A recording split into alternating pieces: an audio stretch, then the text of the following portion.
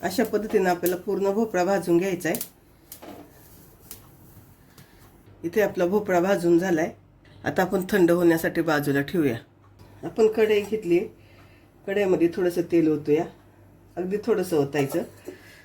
तेल तापलं की त्यामध्ये कांदा, आपण कांदा परतून घेणार आहे, हलकासा परतणार आहे एकदम।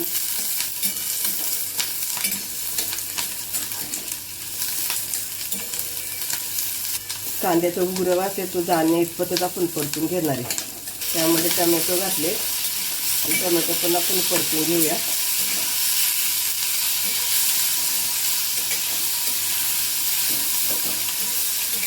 लसूण, आलं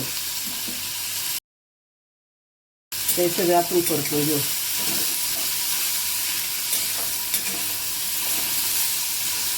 सगळं मी फास्ट गॅसवर परतते। इथे गॅस आपण स्लो करूया आणि त्यामध्ये एक भर पाणी ओतूया। पाणी ओतल्यानंतर मिक्स करून घ्यायचे आपल्याला। पाणी ओतल्यानंतर मिक्स करून घेतले। गॅस बारीक केलेला आहे, त्यावर आपण झाकण ठेवून घेऊ आणि शिजवून घेऊया आपण। पूर्ण पाणी आटलं पाहिजे ना आपलं, छान शिजवून घ्यायचं आपल्याला कांदा आणि टोमॅटो। झाकण काढून बघूया, उकळी आली छान। परत एकदा झाकण ठेवून घेऊ। इथं आपण भाजलेला भोपळा घेतलाय, त्याची साल काढून घ्यायची आपल्याला। चमच्याच्या साहाय्याने काढायची, एकदम हलक्या हाताने अशी काढून घ्यायची, सहज निघते। तुम्ही एकदम जोर लावून काढली तर भोपळा कापला जाईल। आता मी सगळ्या भोपळ्याची साल काढते आणि नंतर तुम्हाला दाखवते। भोपळ्याची काप करून घेते मी इथे। साल बघा किती छान आपली पूर्ण साल निघाली आहे। थोडीफार आली तर चालते। इथं मी पूर्ण भोपळ्याची काप करून घेतलेत। आता यातले 2 काप मी साईडला ठेवणार आहे आणि पूर्ण या भोपळ्याचं मिक्सरला बारीक करून घेणार आहे। पण इथं आपला भोपळा अजून गरम आहे, थोडा थंड झाला की नंतर मी मिक्सरला बारीक करून घेणार। आपण झाकण काढून बघूया, अगदी थोडंसं पाणी राहिलं याच्यात, पूर्ण सुकलंय पाणी आणि छान शिजले आपलं। मिरच्या पण एकदम अशा मऊ झाल्या। तर 2 मिनिटं मी फक्त इथं परतून घेते। इथं आपलं तयार आहे।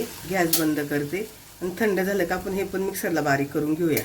इथं आपलं फ्राय पॅन तापलाय, त्यामध्ये आपण तेल ओतूया। थोडंच तेल ओतलंय। मिक्सरला वाटलेला आपण मसाला टाकूया। वाटण आपण तेल सुटेपर्यंत परतून घेऊ। वाटणात मी पाणी एक थेंबही नाही टाकता वाटून घेतलेलं आहे। मी फास्ट गॅसवर परतून घेते।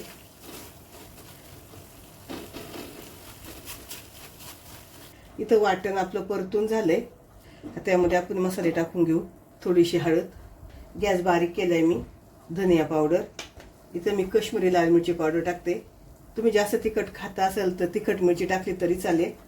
मटण मसाला, चवीनुसार मीठ, हे सगळं आपण मिक्स करून घेऊ। गॅस बारीक केलेला आहे मी इथे। आपल्या वाटणाचा बघा किती छान गोळा तयार झालाय। तेल सुटल्या असं केलं की तेल दिसते सगळीकडे। यामध्ये मी पाणी ओतणार आहे। वाटण वाटलं होतं त्याच भांड्यात पाणी घेतले, ते पाणी ओतून घेतले मी। आता इथं मी गॅस फास्ट करणार आहे। आपलं वाटण पाण्यामध्ये सगळं मिक्स करून घ्यायचं। आपलं वाटण सगळं मिक्स झाले पाण्यात छान। इथं 2 मिनिटं आपण परतून घेणार आहे त्याला। फास्ट गॅसवरच परतून घेते। 2 मिनिटं झालेत आपण परतून घेतलेलं। त्यामध्ये मिक्सरला बारीक केलेला भोपळा टाकूया। 2 फोडी काढून ठेवले होते, त्याच्या काप केलेत छोटे छोटे चौकोनी, ते काप टाकून घेऊ आणि हे मिक्स करू आपण।